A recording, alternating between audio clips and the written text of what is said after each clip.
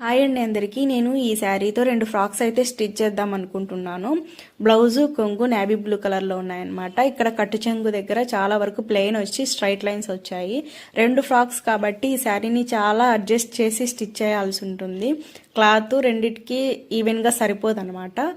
పైగా వీటిపైకి నేను కోట్ కూడా స్టిచ్ చేద్దాం అనుకుంటున్నాను. 2 కోటు ఒకే మోడల్ కుడదాం అనుకున్నాను, కానీ బ్లౌజ్ పార్ట్ వచ్చేసరికి ఎక్కువ వచ్చింది కదా, క్లాత్ చాలా వేస్ట్ అయిపోతుంది అనమాట. వేస్ట్ అవ్వకుండా 2 డిఫరెంట్గా కుట్టాను అనమాట. కోట్ అయితే ఒకటి వచ్చేసి ఇది మా మేనకోడల కోసం స్టిచ్ చేశాను.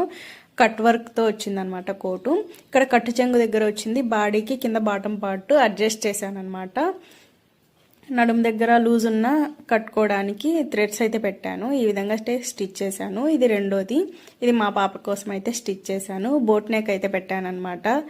లోపల ఫ్రాక్కి రెండిటికి లైనింగ్ అయితే వేయలేదు అనమాట. హ్యాండ్స్కి విత్ కోటు వితౌట్ కోటు రెండిటికి వేసుకునేలాగా ఇలా స్టిచ్ చేశాను అనమాట.